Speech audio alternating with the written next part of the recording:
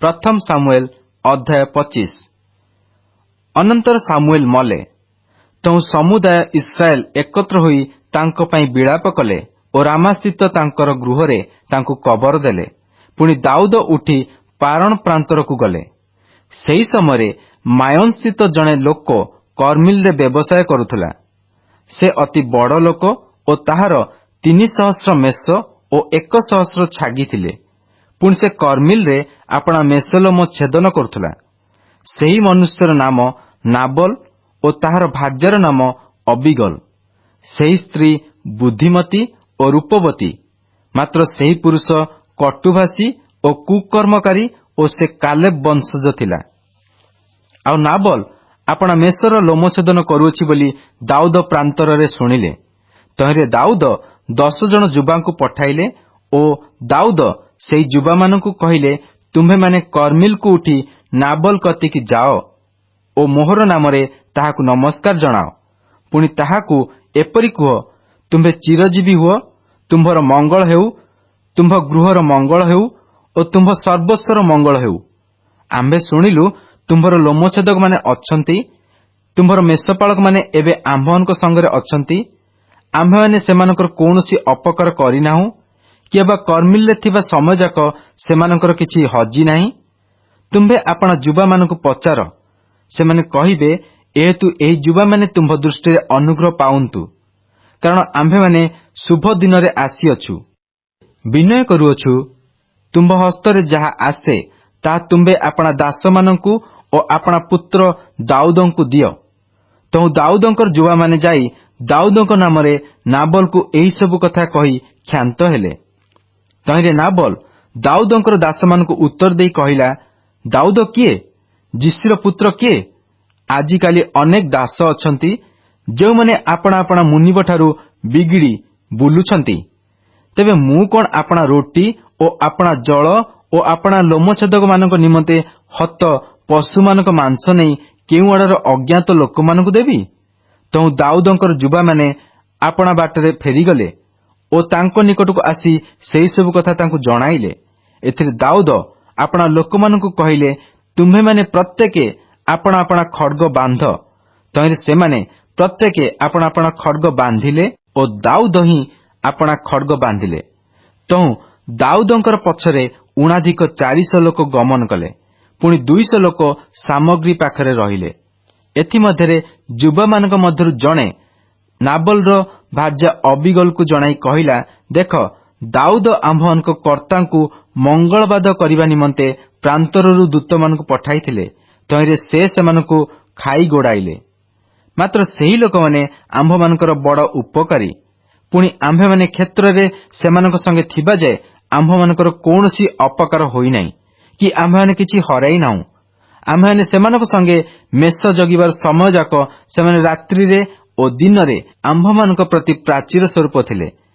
एहेतु एबे तुम्भर की कर्तव्य यह विवेचना करी बुझ, कारण आम्भମାନଙ୍କ कर्ता ओ तांकर समस्त गृह प्रतिकूल रे अमंगल स्थिर होइअछि।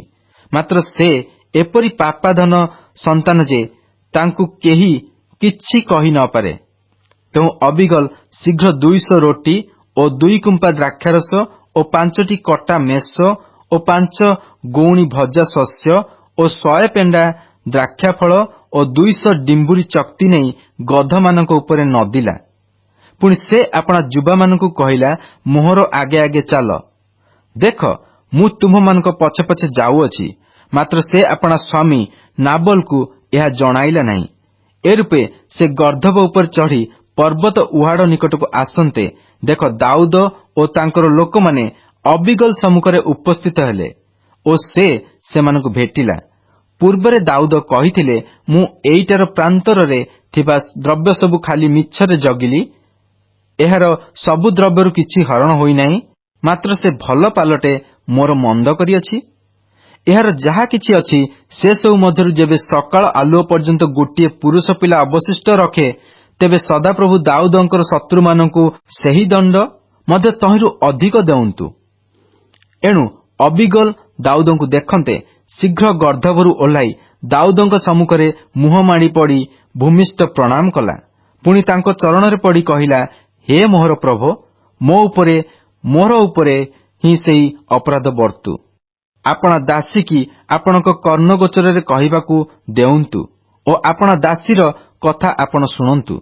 ବିନୟ କରୁଅଛି ମୋହର ପ୍ରଭୁ ସେହି ପାପାଧମ ମନୁଷ୍ୟ ନାବଲକୁ ମନରେ ନ କରନ୍ତୁ, କାରଣ ତାହାର ନାମ ଯେପରି ସେ ସେପରି। ତାହାର ନାମ ନାବଲ, ମୂଢ଼, ଓ ମୂଢ଼ତା ତାହାଠାରେ ଅଛି। ମାତ୍ର ଆପଣଙ୍କ ଏହି ଦାସୀ ମୋହର ପ୍ରଭୁଙ୍କ ପ୍ରେରିତ ଯୁବାମାନଙ୍କୁ ଦେଖି ନାହିଁ। ହେ ମୋହର ପ୍ରଭୁ ସଦାପ୍ରଭୁ ତ ଆପଣଙ୍କୁ ରକ୍ତପାତ ଦୋଷରୁ ଓ ଆପଣଙ୍କ ନିଜ ହସ୍ତରୁ ଆତ୍ମପ୍ରତିକାର କରିବାରୁ ବାରଣ କଲେ। ଏହେତୁ ସଦାପ୍ରଭୁ ଜୀବତ ଥିବା ପ୍ରମାଣେ ଓ ଆପଣ ଜୀବତ ଥିବା ପ୍ରମାଣେ ଆପଣଙ୍କ ଶତ୍ରୁମାନେ ଓ ମୋର ପ୍ରଭୁଙ୍କ ଅମଙ୍ଗଳ ଅନ୍ୱେଷଣକାରୀମାନେ ନାବଲ ପରି ହେଉନ୍ତୁ। ଏଣୁ ଆପଣଙ୍କ ଦାସୀ ମୋର ପ୍ରଭୁଙ୍କ ନିକଟକୁ ଯେଉଁ ଭେଟି ଆଣିଅଛି ତାହା ମୋର ପ୍ରଭୁଙ୍କ ଅନୁଗାମୀ ଯୁବାମାନଙ୍କୁ ଦିଆଯାଉ। ବିନୟ କରୁଅଛି ଆପଣଙ୍କ ଦାସୀର ଅପରାଧ କ୍ଷମା କରନ୍ତୁ। ମୋର ପ୍ରଭୁ ସଦାପ୍ରଭୁଙ୍କ ପକ୍ଷରେ ଯୁଦ୍ଧ କରୁଅଛନ୍ତି। ଏଥିପାଇଁ ସଦାପ୍ରଭୁ ମୋର ପ୍ରଭୁଙ୍କ ଗୃହ ନିଶ୍ଚୟ ସୁସ୍ଥିର କରିବେ ଓ ଯାବଜୀବନ ଆପଣଙ୍କଠାରେ ମନ୍ଦତା ଦେଖା ନ ଯିବ। ପୁଣି ମନୁଷ୍ୟ ଆପଣଙ୍କୁ ତାଡ଼ନା କରିବାକୁ ଓ ଆପଣଙ୍କ ପ୍ରାଣ ନେବାକୁ ଉଠିଲେ ହେଁ ସଦାପ୍ରଭୁ ଆପଣଙ୍କ ପରମେଶ୍ୱରଙ୍କ ନିକଟରେ ମୋର ପ୍ରଭୁଙ୍କ ପ୍ରାଣ ଜୀବନ ରୂପ ଗଣ୍ଠିରେ ଗଣ୍ଠି ପଡ଼ି ରହିବ। ମାତ୍ର ସେ ଆପଣଙ୍କ ଶତ୍ରୁମାନଙ୍କ ପ୍ରାଣକୁ ଛାଟିଣି ଖୋଲରୁ ଫିଙ୍ଗିଦେଲା ପରି ଫିଙ୍ଗିଦେବେ। ସଦାପ୍ରଭୁ ଆପଣଙ୍କ ବିଷୟରେ ଯେ ସମସ୍ତ ମଙ୍ଗଳ କଥା କହିଅଛନ୍ତି ତାହା ଯେତେବେଳେ ସେ ମୋର ପ୍ରଭୁଙ୍କ ପ୍ରତି ସଫଳ କରି ଆପଣଙ୍କୁ ଇସ୍ରାଏଲର ଅଗ୍ରଣୀ ରୂପେ ନିଯୁକ୍ତ କରିବେ, ସେତେବେଳେ ଆପଣ ଅକାରଣରେ ରକ୍ତପାତ କଲେ କିମ୍ବା ମୋର ପ୍ରଭୁ ନିଜେ ଆତ୍ମପ୍ରତିକାର କଲେ ବୋଲି ଆପଣଙ୍କର ବିଘ୍ନ କି ହୃଦୟର ବ୍ୟସ୍ତତା ଜନ୍ମିବ ନାହିଁ। ମାତ୍ର ସଦାପ୍ରଭୁ ମୋର ପ୍ରଭୁଙ୍କ ମଙ୍ଗଳ କରିବା ବେଳେ ଆପଣଙ୍କର ଏହି ଦାସୀକି ସ୍ମରଣ କରିବେ। ଏଥିରେ ଦାଉଦ ଅବିଗଲକୁ କହିଲେ, ଆଜି ଯେ ମୋ ସଙ୍ଗରେ ସାକ୍ଷାତ କରିବାକୁ ତୁମ୍ଭକୁ ପଠାଇଲେ ସେହି ସଦାପ୍ରଭୁ ଇସ୍ରାଏଲର ପରମେଶ୍ୱର ଧନ୍ୟ ହୁଅନ୍ତୁ। ପୁଣି ତୁମ୍ଭର ସୁବିଚାର ଧନ୍ୟ ହେଉ ଓ ଆଜି ମୋତେ ରକ୍ତପାତ ଦୋଷରୁ ଓ ମୋର ନିଜ ହସ୍ତରେ ଆତ୍ମପ୍ରତିକାରରୁ ନିବୃତ୍ତ କଲ ଯେ ତୁମ୍ଭେ ଧନ୍ୟ ହୁଅ। କାରଣ ତୁମ୍ଭକୁ ହିଂସା କରିବାରୁ ମୋତେ ବାରଣ କଲେ ଯେ ସଦାପ୍ରଭୁ ଇସ୍ରାଏଲର ପରମେଶ୍ୱର ତାହାଙ୍କର ଜୀବତ ଥିବା ପ୍ରମାଣେ ଏହା ସତ୍ୟ ଯେ ତୁମ୍ଭେ ଶୀଘ୍ର ମୋତେ ଭେଟିବା ପାଇଁ ଆସି ନ ଥିଲେ ସକାଳ ଆଲୁଅ ବେଳକୁ ନାବଲର ଗୋଟିଏ ପୁରୁଷ ପିଲା ଅବଶିଷ୍ଟ ନଥାନ୍ତା। ତେଣୁ ସେ ତାଙ୍କ ପାଇଁ ଯାହା ଆଣିଥିଲା ଦାଉଦ ତାହା ହସ୍ତରୁ ତାହା ଗ୍ରହଣ କଲେ ଓ ତାହାକୁ କହିଲେ, କୁଶଳରେ ଆପଣା ଗୃହକୁ ଯାଅ। ଦେଖ, ମୁଁ ତୁମ୍ଭ ରବ ଶୁଣିଲି ଓ ତୁମ୍ଭକୁ ଗ୍ରାହ୍ୟ କଲି। ଏ ଉତ୍ତାରେ ଅବିଗଲ ନାବଲ ନିକଟକୁ ଆସିଲା। ସେତେବେଳେ ଦେଖ, ସେ ଆପଣା ଗୃହରେ ରାଜଭୋଜ ପରି ଭୋଜ କରିଥିଲା। ପୁଣି ନାବଲ ଅତିଶୟ ମତ୍ତ ଥିବାରୁ ତାହାର ମନ ଅତି ପ୍ରଫୁଲ୍ଲ ଥିଲା। ଏହେତୁ ସକାଳ ଆଲୁଅ ପର୍ଯ୍ୟନ୍ତ ଅବିଗଲ ତାହାକୁ ଅଳ୍ପ ବା ବହୁତ କୌଣସି କଥା ଜଣାଇଲା ନାହିଁ। ମାତ୍ର ପ୍ରାତଃ କାଳରେ ନାବଲର ମତ୍ତତା ତୁଟନ୍ତେ ତାହାର ଭାର୍ଯ୍ୟା ତାହାକୁ ସେହିସବୁ କଥା ଜଣାଇଲା। ତହିଁରେ ତାହାର ହୃଦୟ ତାହା ଅନ୍ତରରେ ମରିଗଲା ଓ ସେ ପଥର ପରି ହୋଇଗଲା। ଅନନ୍ତର ଉଣାଧିକ 10 ଦିନ ଉତ୍ତାରେ ସଦାପ୍ରଭୁ ନାବଲକୁ ଆଘାତ କରନ୍ତେ ସେ ମଲା। ଏ ଉତ୍ତାରେ ନାବଲ ମରିଅଛି। ଏହା ଦାଉଦ ଶୁଣି କହିଲେ, ନାବଲ ହସ୍ତରୁ ମୋହର ଅପମାନଜନକ ବିବାଦର ପ୍ରତିବାଦ କଲେ ଓ ଆପଣା ଦାସକୁ ମନ୍ଦ କର୍ମରୁ ନିବୃତ୍ତ କଲେ ଯେ ସଦାପ୍ରଭୁ ସେ ଧନ୍ୟ ହୁଅନ୍ତୁ। ଆଉ ସଦାପ୍ରଭୁ ନାବଲର ମନ୍ଦ କର୍ମର ପ୍ରତିଫଳ ତାହା ମସ୍ତକରେ ବର୍ତ୍ତାଇ ଅଛନ୍ତି। ଏ ଉତ୍ତାରେ ଦାଉଦ ଅବିଗଲକୁ ବିବାହ କରିବା ବିଷୟ କଥାବାର୍ତ୍ତା କରିବା ପାଇଁ ତାହା ନିକଟକୁ ଲୋକ ପଠାଇଲେ। ତେଣୁ ଦାଉଦଙ୍କର ଦାସମାନେ କର୍ମିଲକୁ ଅବିଗଲ କତିକି ଆସି ତାହାକୁ କହିଲେ, ଦାଉଦ ତୁମ୍ଭକୁ ବିବାହ କରିବା ପାଇଁ ତାଙ୍କ ନିକଟକୁ ନେବାକୁ ଆମ୍ଭମାନଙ୍କୁ ତୁମ୍ଭ କତିକି ପଠାଇଅଛନ୍ତି। ଏଥିରେ ସେ ଉଠି ଭୂମିଷ୍ଠ ପ୍ରଣାମ କରି କହିଲା, ଦେଖ, ତୁମ୍ଭ ଦାସୀ ମୋହର ପ୍ରଭୁଙ୍କ ଦାସମାନଙ୍କ ପାଦ ଧୋଇବା ଦାସୀ। ତେଣୁ ଅବିଗଲ ନିଜର 5 ଅନୁଚରୀ ଯୁବତୀଙ୍କୁ ସଙ୍ଗେ ଘେନି ଶୀଘ୍ର ଉଠି ଗର୍ଦ୍ଧବ ଉପରେ ଆରୋହଣ କଲା। ପୁଣି ସେ ଦାଉଦଙ୍କର ଦୂତମାନଙ୍କ ପଶ୍ଚାତ ଗମନ କରି ତାଙ୍କର ଭାର୍ଯ୍ୟା ହେଲା। ମଧ୍ୟ ଦାଉଦ ଜିସ୍ରିଏଲିଆ ଅହିନୟମକୁ ବିବାହ କଲେ। ତହିଁରେ ସେ ଦୁହେଁ ତାଙ୍କର ଭାର୍ଯ୍ୟା ହେଲେ। ମାତ୍ର ସାଉଲ ଆପଣା ମିଖଲ ନାମ୍ନୀ କନ୍ୟା ଦାଉଦଙ୍କର ଭାର୍ଯ୍ୟାକୁ ଗଲିମ ନିବାସୀ ଲଇସ୍ର ପୁତ୍ର ପଲଟିକି ଦେଇଥିଲେ। ପ୍ରଥମ ସାମୁଏଲ ଅଧ୍ୟାୟ 26।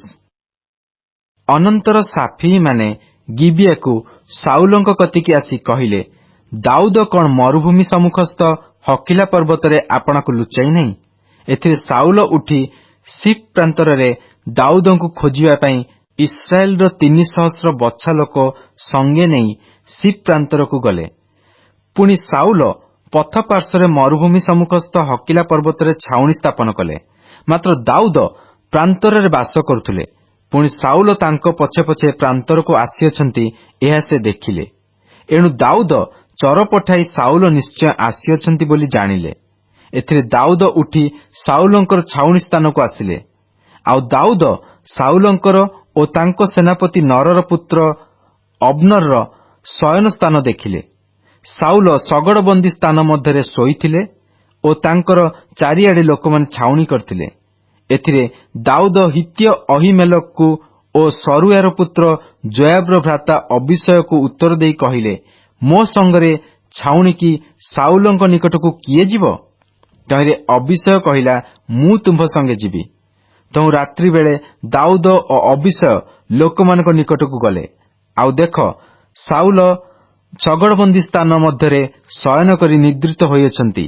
ତାଙ୍କର ବର୍ଚ୍ଛା ତାଙ୍କର ମସ୍ତକ ପାଖରେ ଭୂମିରେ ମରା ହୋଇଅଛି। ପୁଣି ଅବନର ଓ ଲୋକମାନେ ତାଙ୍କର ଚାରିଆଡ଼େ ଶୋଇଅଛନ୍ତି।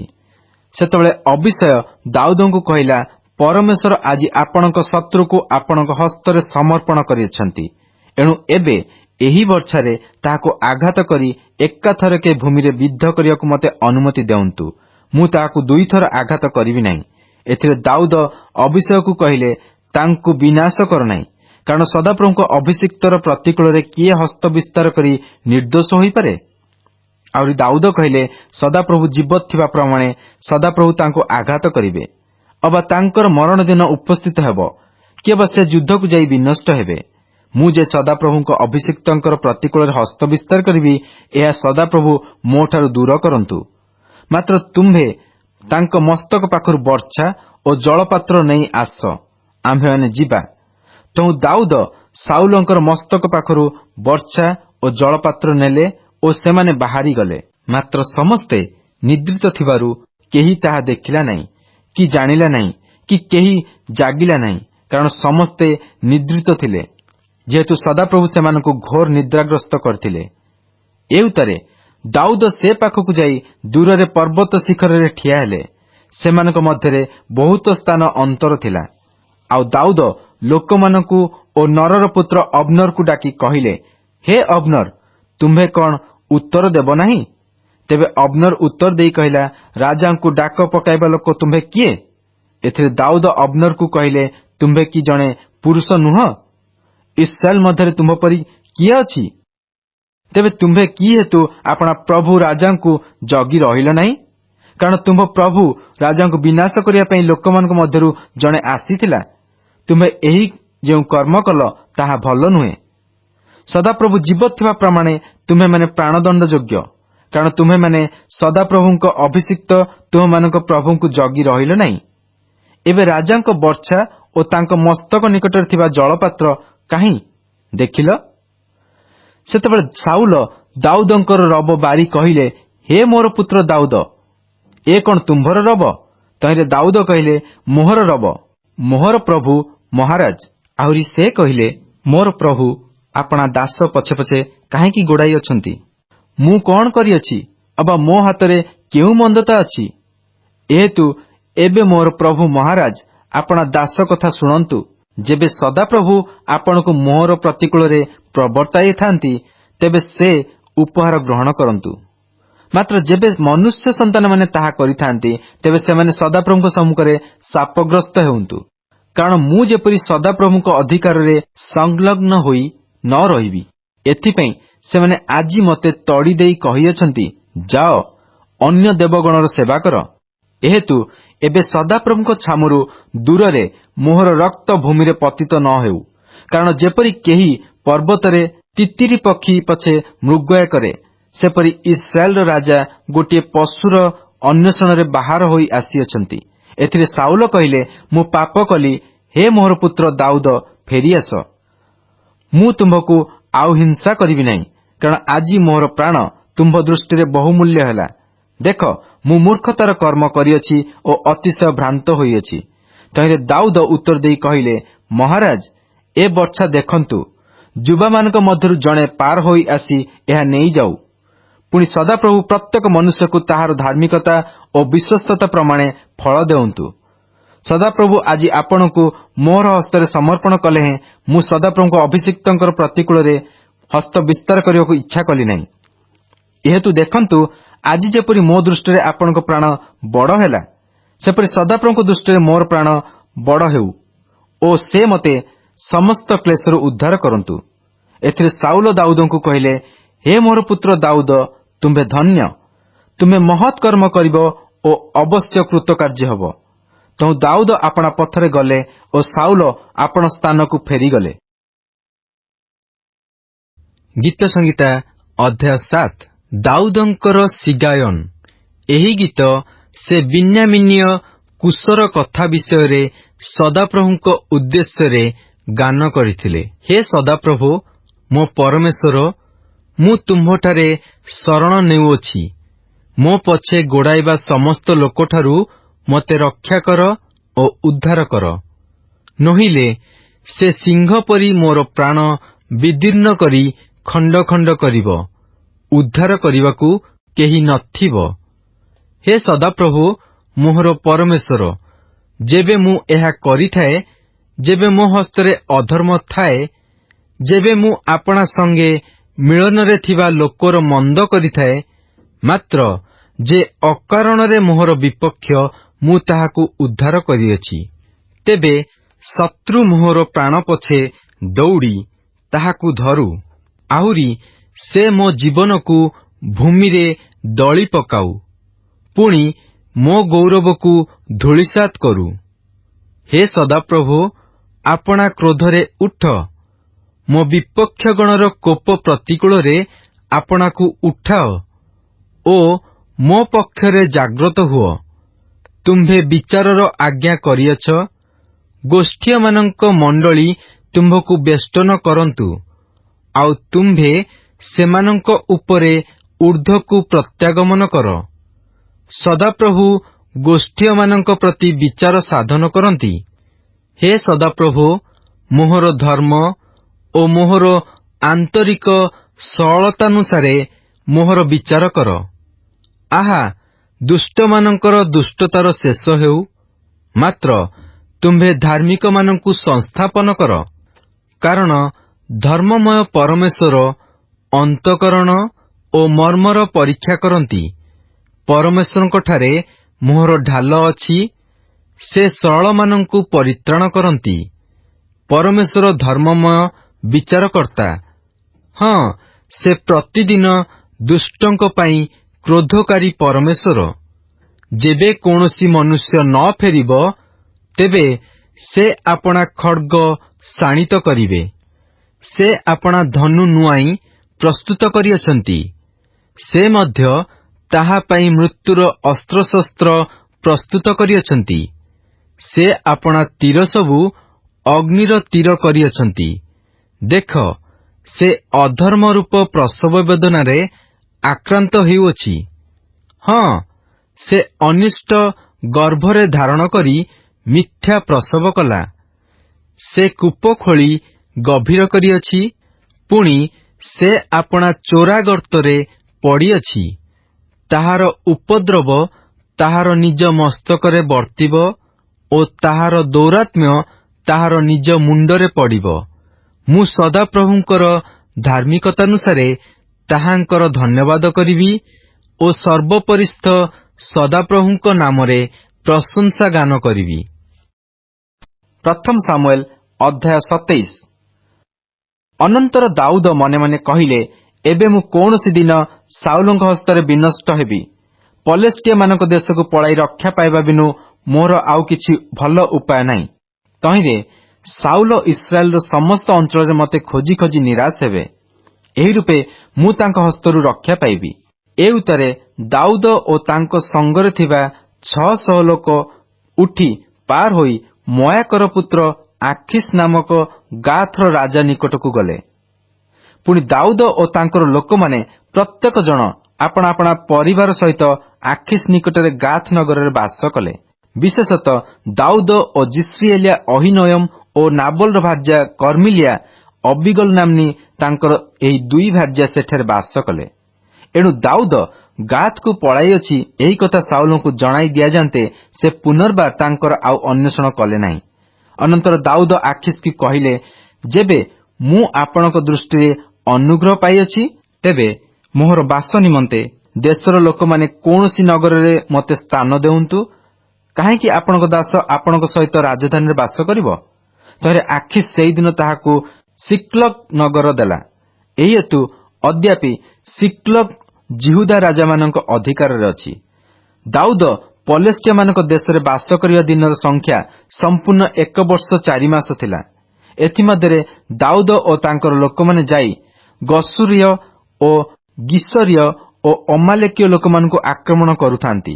କାରଣ ସୁରର ସନ୍ନିକଟ ଓ ମିଶର ପର୍ଯ୍ୟନ୍ତ ଯେଉଁ ଦେଶ, ତହିଁ ମଧ୍ୟରେ ପୂର୍ବ କାଳରୁ ସେମାନେ ବାସ କରୁଥିଲେ। ପୁଣି ଦାଉଦ ସେହି ଦେଶ ନିବାସୀମାନଙ୍କୁ ଆଘାତ କରି ପୁରୁଷ ଓ ସ୍ତ୍ରୀ କାହାକୁ ହିଁ ଜୀବିତ ରଖନ୍ତି ନାହିଁ ଓ ମେଷ, ଗୋରୁ, ଗର୍ଦ୍ଧବ, ଉଷ୍ଟ୍ର ଓ ବସ୍ତ୍ରାଦି ଲୁଟ୍ କରି ଆଖିସ୍ ନିକଟକୁ ଫେରିଆସନ୍ତି। ଏଥିରେ ଆଜି ତୁମେମାନେ କେଉଁ ସ୍ଥାନ ଆକ୍ରମଣ କଲ ବୋଲି ଆଖିସ୍ ପଚାରନ୍ତେ, ଦାଉଦ କହନ୍ତି, ଜିହୁଦାର ଦକ୍ଷିଣାଞ୍ଚଳ ଓ ଜିରହମେଲିୟମାନଙ୍କ ଦକ୍ଷିଣାଞ୍ଚଳ ଓ କେନିୟମାନଙ୍କ ଦକ୍ଷିଣାଞ୍ଚଳ। ପୁଣି ଦାଉଦ ଏପରି କରନ୍ତି ଓ ପଲେଷ୍ଟିଆମାନଙ୍କ ଦେଶରେ ବାସ କରିବା ସମୟାବଧି ଏପରି କରିବାର ତାଙ୍କର ରୀତି ହୋଇଅଛି। ଏହି କଥା କେହି ଅବା ଆମ୍ଭମାନଙ୍କ ବିରୁଦ୍ଧରେ କହିବ ବୋଲି ଦାଉଦ ଗାଥକୁ ଆଣିବା ପାଇଁ ପୁରୁଷ କି ସ୍ତ୍ରୀ କାହାକୁ ଜୀବିତ ରଖନ୍ତି ନାହିଁ। ଏହେତୁ ଆଖିସ୍ ଦାଉଦଙ୍କୁ ବିଶ୍ୱାସ କରି କହିଲା, ସେ ଆପଣା ଲୋକ ଇସ୍ରାଏଲ ନିକଟରେ ଆପଣାକୁ ନିତାନ୍ତ ଦୁର୍ଗନ୍ଧ ସ୍ୱରୂପ କରିଅଛି। ଏଣୁ ସେ ସର୍ବଦା ମୋହର ଦାସ ହୋଇ ରହିବ। ପ୍ରଥମ ସାମୁଏଲ ଅଧ୍ୟାୟ 28। ସେହି ସମୟରେ ଇସ୍ରାଏଲ ସହିତ ଯୁଦ୍ଧ କରିବା ନିମନ୍ତେ ପଲେଷ୍ଟିଆମାନେ ସଂଗ୍ରାମ ପାଇଁ ଆପଣାମାନଙ୍କ ସୈନ୍ୟ ସାମନ୍ତ ସଂଗ୍ରହ କଲେ। ଏଣୁ ଆଖିସ୍ ଦାଉଦଙ୍କୁ କହିଲା, ତୁମ୍ଭକୁ ଓ ତୁମ୍ଭ ଲୋକମାନଙ୍କୁ ସୈନ୍ୟ ସାମନ୍ତଭୁକ୍ତ ହୋଇ ମୋ ସଙ୍ଗେ ଯିବାକୁ ହେବ। ଏହା ତୁମ୍ଭେ ନିଶ୍ଚୟ ଜାଣ। ତହିଁରେ ଦାଉଦ ଆଖିସ୍କୁ କହିଲେ, ତାହେଲେ ଆପଣଙ୍କ ଦାସ କଣ କରିବ, ତାହା ଆପଣ ଜାଣିବେ। ତେଣୁ ଆଖିସ୍ ଦାଉଦଙ୍କୁ କହିଲା, ସେଥିପାଇଁ ମୁଁ ତୁମ୍ଭକୁ ଯାବଜ୍ଜୀବନ ଆପଣା ମସ୍ତକ ରକ୍ଷକ କରିବି। ଏହି ସମୟକୁ ସାମୁଏଲ ମରିଯାଇଥିଲେ ଓ ସମୁଦାୟ ଇସ୍ରାଏଲ ତାଙ୍କ ପାଇଁ ଶୋକ କରି ତାଙ୍କର ନିଜ ନଗର ରାମାରେ ତାଙ୍କୁ କବର ଦେଇଥିଲେ। ପୁଣି ସାଉଲ ଭୁତୁଡ଼ିଆ ଓ ଗୁଣିଆ ଲୋକମାନଙ୍କୁ ଦେଶରୁ ଦୂର କରିଦେଇଥିଲେ। ଏଥିରେ ପଲେଷ୍ଟିଆମାନେ ଏକତ୍ର ହୋଇ ଆସି ଶୁନେମରେ ଛାଉଣି ସ୍ଥାପନ କଲେ। ପୁଣି ସାଉଲ ସମସ୍ତ ଇସ୍ରାଏଲକୁ ଏକତ୍ର କରନ୍ତେ ସେମାନେ ଗିଲବୋୟରେ ଛାଉଣି ସ୍ଥାପନ କଲେ। ମାତ୍ର ସାଉଲ ପଲେଷ୍ଟିଆମାନଙ୍କ ସୈନ୍ୟ ସାମନ୍ତ ଦେଖି ଭୀତ ହେଲେ ଓ ତାଙ୍କର ହୃଦୟ ଅତ୍ୟନ୍ତ କମ୍ପିତ ହେଲା। ତେଣୁ ସାଉଲ ସଦାପ୍ରଭୁଙ୍କ ନିକଟରେ ପଚାରନ୍ତେ ସଦାପ୍ରଭୁ ତାଙ୍କୁ ଉତ୍ତର ଦେଲେ ନାହିଁ, ନା ସ୍ୱପ୍ନ ଦ୍ୱାରା, ନା ଉରିମ୍ ଦ୍ୱାରା, ନା ଭବିଷ୍ୟତ ବକ୍ତାମାନଙ୍କ ଦ୍ୱାରା। ତେବେ ସାଉଲ ଆପଣା ଦାସମାନଙ୍କୁ କହିଲେ, ମୋ ପାଇଁ ଗୋଟିଏ ଭୁତୁଡ଼ିଆ ସ୍ତ୍ରୀ ଖୋଜ, ମୁଁ ତାହା କତିକି ଯାଇ ତାହାଠାରୁ ବୁଝିବି। ଏଥିରେ ତାଙ୍କର ଦାସମାନେ ତାଙ୍କୁ କହିଲେ, ଦେଖନ୍ତୁ, ଅଇନ୍ଦୋରରେ ଏକ ଭୁତୁଡ଼ିଆ ସ୍ତ୍ରୀ ଅଛି। ତେଣୁ ସାଉଲ ଅନ୍ୟ ବସ୍ତ୍ର ପିନ୍ଧି ଛଦ୍ମବେଶ ଧରି 2 ଜଣ ପୁରୁଷଙ୍କୁ ସଙ୍ଗେ ନେଇଗଲେ ଓ ସେମାନେ ରାତ୍ରି ବେଳେ ସେହି ସ୍ତ୍ରୀ ନିକଟରେ ଉପସ୍ଥିତ ହେଲେ। ତେଣୁ ସାଉଲ କହିଲେ, ତୁମ୍ଭେ ଭୂତ ଦ୍ୱାରା ମୋ ପାଇଁ ଟିକିଏ ମନ୍ତ୍ର ପଢ଼, ମୁଁ ତୁମ୍ଭକୁ ଯାହାଙ୍କର ନାମ କହିବି ତାଙ୍କୁ ମୋ କତିକି ଉଠାଇ ଆଣ। ଏଥିରେ ସେ ସ୍ତ୍ରୀ କହିଲା, ଦେଖ, ସାଉଲ ଯାହା କରିଅଛି, କିପରି ସେ ଭୁତୁଡ଼ିଆ ଓ ଗୁଣିଆମାନଙ୍କୁ ଦେଶରୁ ଉଚ୍ଛିନ୍ନ କରିଅଛି, ତାହା ତୁମେ ଜାଣ। ଏଣୁ ମୋହର ମୃତ୍ୟୁ ଘଟାଇବା ପାଇଁ କିହେତୁ ମୋହର ପ୍ରାଣ ବିରୁଦ୍ଧରେ ଫାନ୍ଦ ପାତୁଅଛ? ଏଥିରେ ସାଉଲ ସଦାପ୍ରଭୁ ନାମରେ ଶପଥ କରି ତାହାକୁ କହିଲେ, ସଦାପ୍ରଭୁ ଜୀବତ ଥିବା ପ୍ରମାଣେ ଏହି କଥା ସକାଶୁ ତୁମ୍ଭ ପ୍ରତି କୌଣସି ଦଣ୍ଡ ବର୍ତ୍ତିବ ନାହିଁ। ସେତେବେଳେ ସେହି ସ୍ତ୍ରୀ କହିଲା, ମୁଁ କାହାକୁ ତୁମ୍ଭ କତିକି ଉଠାଇ ଆଣିବି? ସେ କହିଲେ, ମୋ କତିକି ସାମୁଏଲକୁ ଉଠାଇ ଆଣ। ଏଥିରେ ସେ ସ୍ତ୍ରୀ ସାମୁଏଲକୁ ଦେଖି ଉଚ୍ଚୈଃସ୍ୱରରେ କ୍ରନ୍ଦନ କଲା। ଆଉ ସେ ସାଉଲଙ୍କୁ କହିଲା, ଆପଣ କି ହେତୁ ମୋତେ ପ୍ରତାରଣା କଲେ? କାରଣ ଆପଣ ସାଉଲ। ତହୁଁ ରାଜା ତାହାକୁ କହିଲେ, ଭୟ ନ କର, ତୁମ୍ଭେ କଣ ଦେଖୁଅଛ? ତହିଁରେ ସେ ସ୍ତ୍ରୀ ସାଉଲଙ୍କୁ କହିଲା, ମୁଁ ଦେବଗଣ ତୁଲ୍ୟ ଏକ ବ୍ୟକ୍ତି ଭୂମିରୁ ଉଠି ଆସିବାର ଦେଖୁଅଛି। ଏଥିରେ ସାଉଲ ତାହାକୁ ପଚାରିଲେ, ତାହାର ରୂପ କି ପ୍ରକାର? ସେ କହିଲା, ଜଣେ ବୃଦ୍ଧ ଲୋକ ଉଠି ଆସୁଅଛି, ସେ ଚୋଗାରେ ଆଚ୍ଛନ୍ନ। ତହୁ ସାଉଲ ଜାଣିଲେ ଯେ ସେ ସାମୁଏଲ, ଏଣୁ ସେ ଭୂମିଷ୍ଠ ପ୍ରଣାମ କଲେ। ତହିଁରେ ସାମୁଏଲ ସାଉଲଙ୍କୁ କହିଲେ, ତୁମ୍ଭେ ମୋତେ ଉଠାଇ ଆଣି କାହିଁକି ବ୍ୟସ୍ତ କଲ? ତେଣୁ ସାଉଲ ଉତ୍ତର ଦେଲେ, ମୁଁ ଅତ୍ୟନ୍ତ ବିପଦଗ୍ରସ୍ତ ହୋଇଅଛି, କାରଣ ପଲେଷ୍ଟିଆମାନେ ମୋ ସଙ୍ଗେ ଯୁଦ୍ଧ କରୁଅଛନ୍ତି ଓ ପରମେଶ୍ୱର ମୋତେ ତ୍ୟାଗ କରିଅଛନ୍ତି। ପୁଣି ମୋତେ ଆଉ ଉତ୍ତର ଦେଉନାହାନ୍ତି, ନା ଭବିଷ୍ୟତବକ୍ତାମାନଙ୍କ ହାତରେ ନା ସ୍ୱପ୍ନରେ ଉତ୍ତର ଦେଉନାହାନ୍ତି। ଏଥିପାଇଁ ମୁଁ କଣ କରିବି, ଏହା ମୋତେ ଜଣାଇବା ପାଇଁ ମୁଁ ତୁମ୍ଭକୁ ଡକାଇଲି। ଏଥିରେ ସାମୁଏଲ କହିଲେ, ସଦାପ୍ରଭୁ ତ ତୁମ୍ଭକୁ ତ୍ୟାଗ କରିଅଛନ୍ତି ଓ ତୁମ୍ଭର ବିପକ୍ଷ ହୋଇଅଛନ୍ତି, ତେବେ ତୁମ୍ଭେ ମୋତେ କାହିଁକି ପଚାରୁଅଛ? ସଦାପ୍ରଭୁ ମୋ ଦ୍ୱାରା ଯେପରି କହିଥିଲେ ସେ ଆପଣା ପାଇଁ ସେପରି କରିଅଛନ୍ତି। ପୁଣି ସଦାପ୍ରଭୁ ତୁମ୍ଭ ହସ୍ତରୁ ରାଜତ୍ୱ ଟାଣି ଚିରିଅଛନ୍ତି ଓ ତୁମ୍ଭ ପ୍ରତିବାସୀ ଦାଉଦଙ୍କୁ ତାହା ଦେଇଅଛନ୍ତି। ଯେହେତୁ ତୁମ୍ଭେ ସଦାପ୍ରଭୁଙ୍କ ରବ ଶୁଣିଲ ନାହିଁ ଓ ଅମାଲେକ ପ୍ରତି ତାହାଙ୍କ ପ୍ରଚଣ୍ଡ କୋପ ସଫଳ କଲ ନାହିଁ, ଏହେତୁ ଆଜି ସଦାପ୍ରଭୁ ତୁମ୍ଭ ପ୍ରତି ଏହି କର୍ମ କରିଅଛନ୍ତି। ଆହୁରି ସଦାପ୍ରଭୁ ତୁମ୍ଭ ସହିତ ଇସ୍ରାଏଲକୁ ମଧ୍ୟ ପଲେଷ୍ଟିଆମାନଙ୍କ ହସ୍ତରେ ସମର୍ପଣ କରିବେ। ଏଣୁ କାଲି ତୁମ୍ଭେ ଓ ତୁମ୍ଭ ପୁତ୍ରମାନେ ଆମ୍ଭ ସଙ୍ଗୀ ହେବ। ମଧ୍ୟ ସଦାପ୍ରଭୁ ଇସ୍ରାଏଲର ସୈନ୍ୟ ସାମନ୍ତଙ୍କୁ ପଲେଷ୍ଟିଆମାନଙ୍କ ହସ୍ତରେ ସମର୍ପଣ କରିବେ। ତହିଁରେ ସାଉଲ ସେହି କ୍ଷଣି ଭୂମିରେ ଲମ୍ବ ହୋଇ ପଡ଼ିଗଲେ ଓ ସାମୁଏଲଙ୍କର କଥା ସକାଶୁ ଅତିଶୟ ଭୟ କଲେ ଓ ତାଙ୍କଠାରେ ଆଉ କିଛି ବଳ ରହିଲା ନାହିଁ, କାରଣ ସେ ଦିନଯାକ ଓ ରାତ୍ରିଯାକ କିଛି ଭୋଜନ କରିନଥିଲେ। ଏଥିରେ ସେ ସ୍ତ୍ରୀ ସାଉଲଙ୍କ ନିକଟକୁ ଆସି ତାଙ୍କୁ ଅତିଶୟ ବିହ୍ୱଳ ଦେଖି କହିଲା, ଦେଖନ୍ତୁ, ଆପଣଙ୍କ ଦାସୀ ଆପଣଙ୍କ ରବ ଶୁଣିଅଛି ଓ ମୁଁ ମୋ ପ୍ରାଣ ଆପଣା ହାତରେ ଧରି ଯାହା ଆପଣ ମୋତେ କହିଲେ, ଆପଣଙ୍କ ସେହି କଥା ମୁଁ ଶୁଣିଲି। ଏହେତୁ ବିନୟ କରୁଅଛି, ଏବେ ଆପଣ ମଧ୍ୟ ଆପଣା ଦାସୀର ରବ ଶୁଣନ୍ତୁ ଓ ଆପଣଙ୍କ ସମ୍ମୁଖରେ ମୁଠିଏ ଆହାର ଥୋଇବା ପାଇଁ ମୋତେ ଅନୁମତି ଦେଉନ୍ତୁ ଓ ଭୋଜନ କରନ୍ତୁ। ତହିଁରେ ନିଜ ପଥରେ ଗଲାବେଳେ ବଳ ପାଇବେ। ମାତ୍ର ସେ ଅସମତ ହୋଇ କହିଲେ, ମୁଁ ଭୋଜନ କରିବି ନାହିଁ। ତଥାପି ତାଙ୍କର ଦାସମାନେ ଓ ସେ ସ୍ତ୍ରୀ ମିଶି ତାଙ୍କୁ ବଳାନ୍ତେ ସେ ସେମାନଙ୍କ ରବ ଶୁଣିଲେ। ପୁଣି ସେ ଭୂମିରୁ ଉଠି ଶଯ୍ୟା ଉପରେ ବସିଲେ। ସେତେବେଳେ ସେ ସ୍ତ୍ରୀର ଗୃହରେ ଗୋଟିଏ ହୃଷ୍ଟପୁଷ୍ଟ ବାଛୁରୀ ଥିଲା। ଏଣୁ ସେ ଶୀଘ୍ର ତାକୁ ମାରିଲା ଓ ମଇଦା ନେଇ ତା ଦଳି ତାଡ଼ି ଶୂନ୍ୟ ରୁଟି ପ୍ରସ୍ତୁତ କଲା। ତହୁଁ ସେ ସାଉଲଙ୍କ ସମ୍ମୁଖକୁ ଓ ତାଙ୍କର ଦାସମାନଙ୍କ ସମ୍ମୁଖକୁ ତାହା ଆଣନ୍ତେ ସେମାନେ ଭୋଜନ କଲେ। ତହିଁ ଉତ୍ତାରେ ସେହି ରାତ୍ରିରେ ସେମାନେ ଉଠି ଚାଲିଗଲେ। Good morning and praise the Lord. ଆଜି ବାଇବଲ ପଠନ ଦିନ ସଂଖ୍ୟା 60 ଶନିବାର। ଆଜି ଆମ୍ଭେମାନେ ପ୍ରଥମ ସାମୁଏଲ 25 ଏବଂ 26 ପର୍ବ ସହିତ ଗୀତ ସଂହିତା 7 ପର୍ବ ଓ ପ୍ରଥମ ସାମୁଏଲ 27 ରୁ 28 ପର୍ବକୁ ପାଠ କରିଅଛୁ। ଏହି ପଠିତ ଶାସ୍ତ୍ରାଂଶର ସାରାଂଶ ଏହି ପ୍ରକାର। ଦାଉଦଙ୍କ ନିର୍ବାସନ ବା ପଳାୟନ କାଳୀନ କାହାଣୀକୁ ଗୋଟିଏ ପ୍ରସଙ୍ଗ ଭାବରେ ବୁଝିବା ପାଇଁ ଦୟାକରି ପ୍ରଥମ ସାମୁଏଲ 26 ଓ ଗୀତ ସଂହିତା 7 ପର୍ବକୁ ଏକତ୍ର ପାଠ କରନ୍ତୁ। ତତ୍ପରେ ପ୍ରଥମ ସାମୁଏଲ 27 ଏବଂ 28 ପର୍ବର ଅବଶିଷ୍ଟାଂଶକୁ ପାଠ କରନ୍ତୁ। ସାମୁଏଲଙ୍କ ମୃତ୍ୟୁ ଉତ୍ତାରେ ସାଉଲ ଗୋଡ଼ାଉଥିବା 600 ଲୋକଙ୍କୁ ନେଇ ଦାଉଦ ଜଣେ ଯାଯାବରର ଜୀବନ ଅତିବାହିତ କରୁଥିଲେ।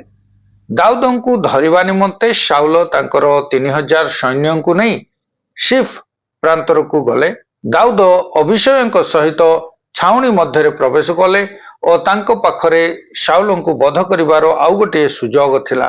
ମାତ୍ର ସେ ବଧ ନ କରି କେବଳ ତାଙ୍କ ବର୍ଚ୍ଛା ଓ ଜଳପାତ୍ର ନେଇ ବାହାରିଗଲେ। ଗୀତ ସଂହିତା 7 ପର୍ବ ସାଉଲ ଦାଉଦଙ୍କୁ ଗୋଡ଼ାଉଥିବା ସମୟରେ ସେ ଜଣେ ଶତ୍ରୁ ଦ୍ୱାରା ଅପମାନିତ ହେଲେ। ସେ ସଦାପ୍ରଭୁଙ୍କଠାରେ ପ୍ରାର୍ଥନା କଲେ ଓ ନ୍ୟାୟ ମାଗିଲେ।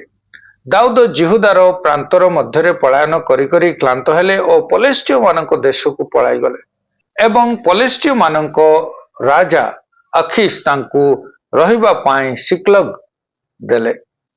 ଈଶ୍ୱର ଯେଉଁ ମାଧ୍ୟମକୁ ନିଷେଧ କରିଥିଲେ, ସାଉଲ ସେହି ମାଧ୍ୟମକୁ ବ୍ୟବହାର କରି ଗୋଟିଏ ଭୁତୁଡ଼ିଆର ସହାୟତାରେ ସାମୁଏଲଙ୍କ ଆତ୍ମାକୁ ଆହ୍ୱାନ କରିବାକୁ ସୁଦ୍ଧା ଚେଷ୍ଟା କଲେ। କିନ୍ତୁ ସଦାପ୍ରଭୁ ସାଉଲର ସମ୍ମୁଖରେ କଥା କହିଲେ। ଆମେ ଯେତେବେଳେ ଈଶ୍ୱରଙ୍କ ଠାରୁ ଅନେକ ଦୂରକୁ ଚାଲି ଯାଇଥାଉ, ସେତେବେଳେ ଆମେ ସାଉଲଙ୍କ ଜୀବନ ଦ୍ୱାରା ନିଜକୁ ସମୀକ୍ଷା କରିବା ଉଚିତ।